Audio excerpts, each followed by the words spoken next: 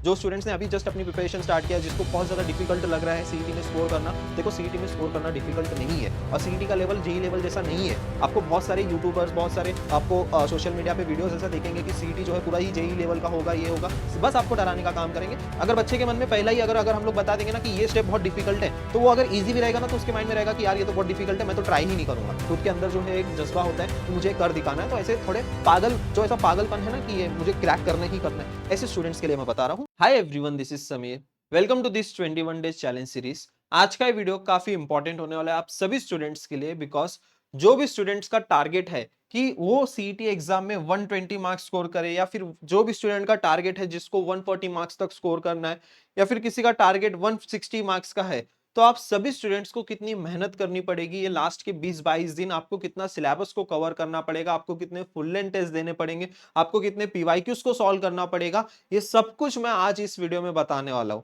देखो, आपका भले कोई भी टारगेट क्यों ना हो, इसमें से 120 के लिए आपको कैसी प्रिपरेशन करनी है, क्या स्टडी प्लान होना चाहिए, आपको कितना पोर्शन कंप्लीट करना है, 12th के कौन से चैप्टर्स, 11th के कौन से चैप्टर्स को कंप्लीट करना है, जिससे आप ये 120 140 मार्क्स स्कोर कर सकते हो।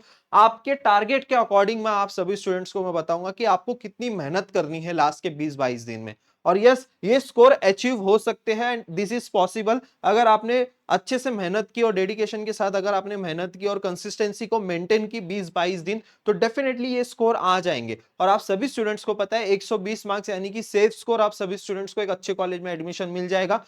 अगर 140 स्कोर कर लेते हो तो डेफिनेटली आपको टॉप 5 कॉलेज में एडमिशन मिल जाएगा। अगर आप 160 स्कोर कर लेते हो तो डेफिनेटली आपको टॉप 2 कॉलेज में एडमिशन मिल जाएगा, वो भी टेक ब्रांच में आपको एडमिशन मिल जाएगा। तो अगर आप टारगेट कर रहे हो 120 मैक्स, मुझे सबसे पहले तो सारे स्टूडेंट्स कमेंट करेंगे कि आपका टारगेट स्कोर कितना है, आप कितना टारगेट कर रहे हो।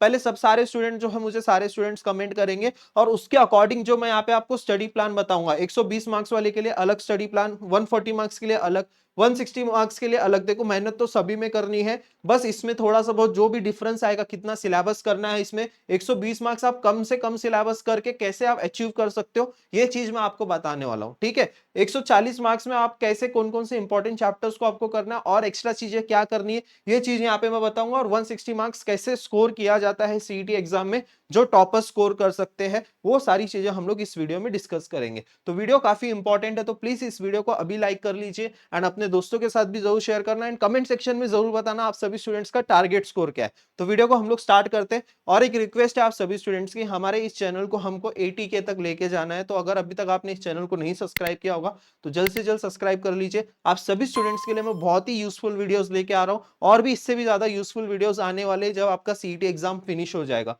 तो वहां पे आप सभी स्टूडेंट्स को एडमिशन से रिलेटेड बहुत सारे वीडियोस देखने को मिलेंगे। व्हाट्सएप ग्रुप नहीं ज्वाइन किया होगा तो व्हाट्सएप ग्रुप ज्वाइन कर लेना, यहाँ पे डेली पोल्स वगैरह कंडक्ट हो रहे हैं। ओके, सारे स्टूडेंट जो है day 7 challenge completed and day 8 challenge accepted, ये सारे स्टूडेंट्स कमेंट करेंगे।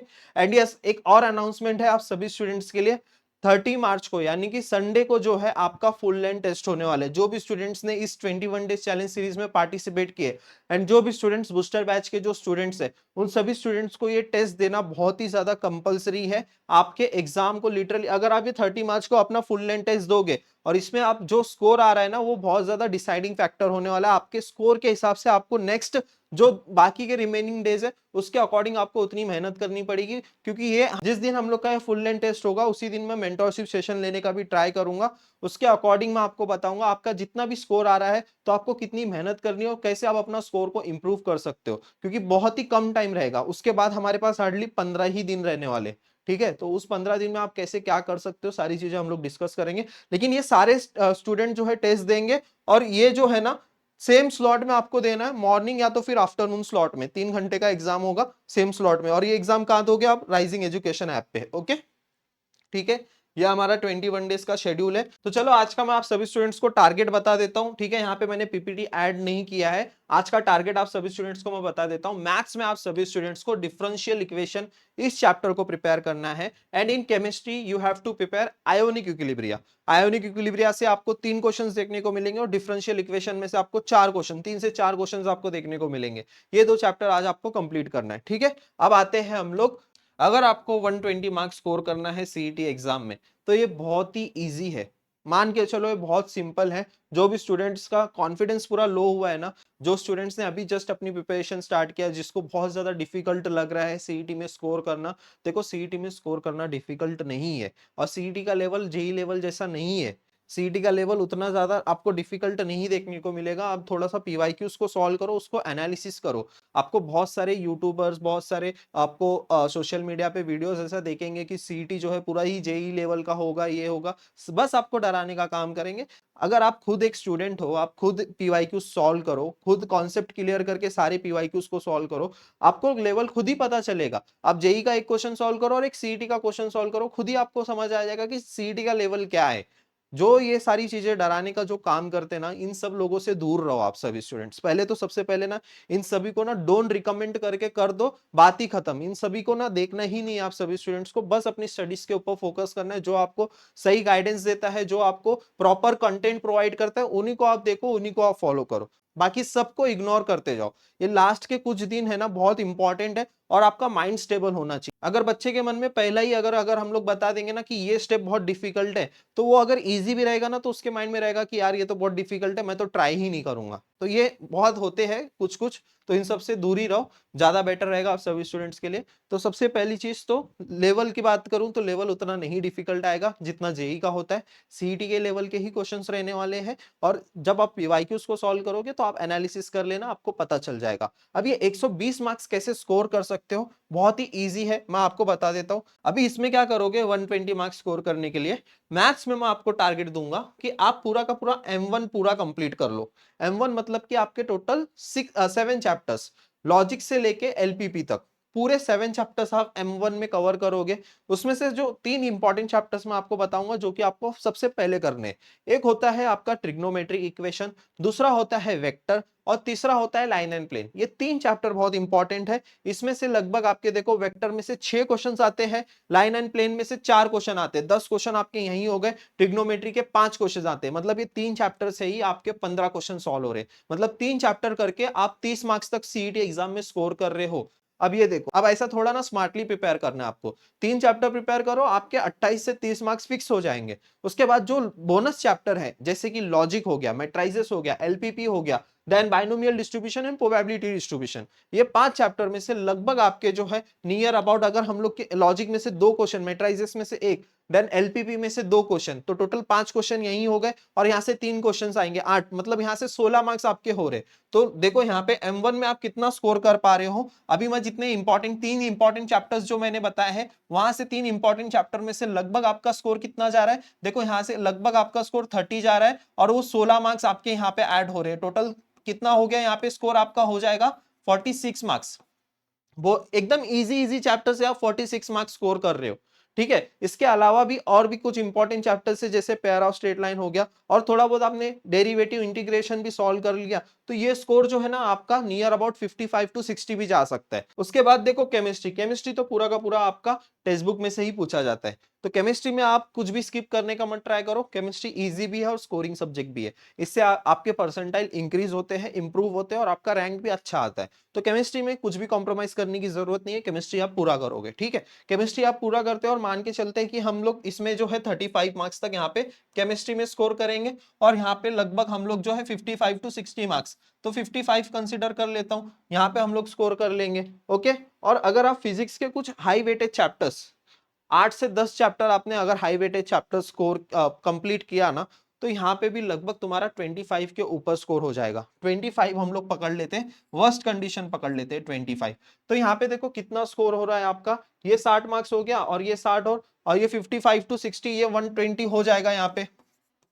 जब यहाँ पे अगर आप 60 मार्क्स तक जाओगे, तो 55 टू 60 मार्क्स जाओगे, तो ये 60 मार्क्स हो गए और ये 60 मार्क्स हो गए आपके, तो 120 मार्क्स आप इजीली स्कोर कर सकते हो। और एक सबसे मोस्ट इंपॉर्टेंट चीज, आप सभी स्टूडेंट्स को 2024 के सारे पीवाईक्यूज को प्रैक्टिस करना है। विदाउट पीवाईक्यूज आप जो है इतना स्कोर नहीं कर पाओगे सीईटी एग्जाम में।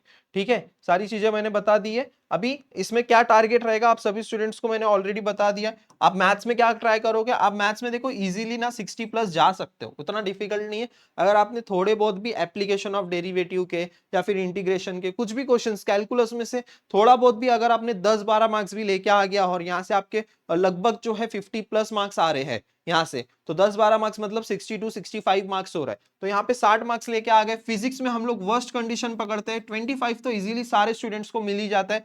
केमिस्ट्री में देखो, ये केमिस्ट्री में तो बहुत हाई स्कोर होता है, केमिस्ट्री में 45 भी जा सकते हो अगर आपने कुछ भी स्किप नहीं किया तो इधर भी मैं यहाँ पे रफली 35 ही पकड़ रहा हूँ, तो टोटल आपका ऐसा हो जाता है 120 मार्क्स। अब ये 120 मार्क्स के लिए मैंने आप सभी स्टूडेंट्स को पूरी चीजें बता दी है कैसे क्या करनी है।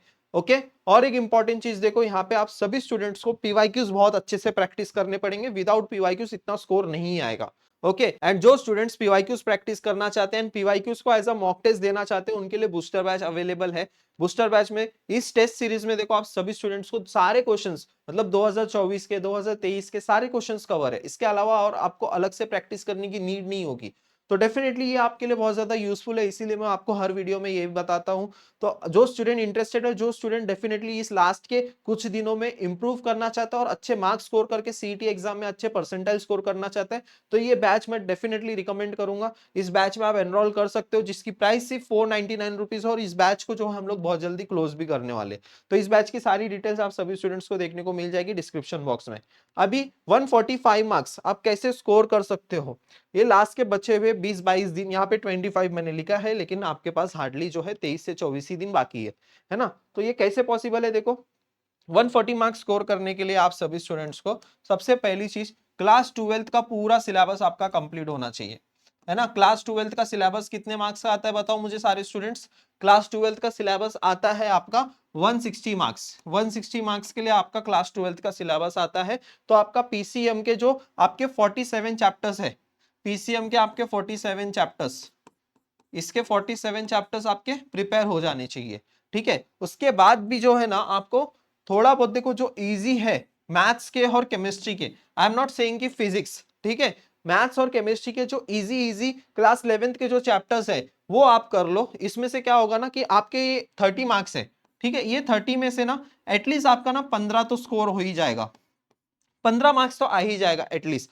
अगर आप 30 मार्क्स की प्रिपरेशन कर रहे हैं और हम लोग 50 मार्क्स, हम लोग 50% की प्रोबेबिलिटी हम लोग कंसीडर करके चलते हैं कि 50-50 प्रोबेबिलिटी की वो क्वेश्चन आपका राइट होगा, ठीक है। अगर आप वो 10 क्वेश्चन केमिस्ट्री के टिक कर दो और 10 क्वेश्चन मैथ्स के टिक कर दो, उसमें 50-50 प्रोबेबिलिटी है कि आपके केमिस्ट्री के जो है 5 क्वेश्चन राइट आ जाए और मैथ्स के आपके 10 मार्क्स के 5 क्वेश्चन राइट आ जाए, तो 15 मार्क्स आपके यहाँ से हो गए। अब ये 160 मार्क्स है, अब ये 160 में से अगर आपने क्लास 12th का पूरा सिलेबस कंप्लीट किया ना, तो आराम से आप जो है ना 125-130 मार्क्स स्कोर कर सकते हो, और उसके अकॉर्डिंग आप ये 11th के मार्क्स को ऐड कर दो, तो डेफिनेटली आप 140 तक जा रहे हो, ठीक है। पीवाईक्यूज को प्रैक्टिस करना है, 2024 और 2023 के जो लेटेस्ट पीवाईक्यूज है उसको प्रैक्टिस करो। एंड सबसे मोस्ट इंपॉर्टेंट आप सभी स्टूडेंट्स के लिए है, फुल लेंथ टेस्ट आप सभी स्टूडेंट्स को देना है। इस स्टेज पे आप सभी स्टूडेंट्स के जो फुल लेंथ टेस्ट है, यही सबसे मोस्ट इंपॉर्टेंट डिसाइडिंग फैक्टर होने वाला है कि आपका फुल लेंथ टेस्ट में कितना स्कोर आ रहा है। और ये फुल लेंथ टेस्ट अगर आपने इग्नोर किया और डायरेक्टली सीईटी का एग्जाम दिया,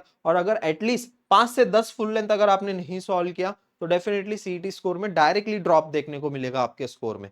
आपको जो है फुल लेंथ टेस्ट प्रैक्टिस करनी ही पड़ेंगे एट एनी कॉस्ट, ठीक है। और आप सभी स्टूडेंट्स को रिवीजन भी करना रहेगा। तो फुल लेंथ टेस्ट के लिए rising education app booster batch available है, उस बैच में आप एनरोल कर सकते हो, और उस बैच में जो भी क्वेश्चंस आपको देखने को मिल रहे हैं वो सारे के सारे सीईटी एग्जाम में पूछे गए। तो इससे बेटर ऑप्शन और इससे बेटर प्लेटफॉर्म क्या ही हो सकता है। तो आप सभी स्टूडेंट्स बूस्टर बैच में एनरोल कर सकते हैं उसके लिए, फुल लेंथ टेस्ट के लिए, ओके।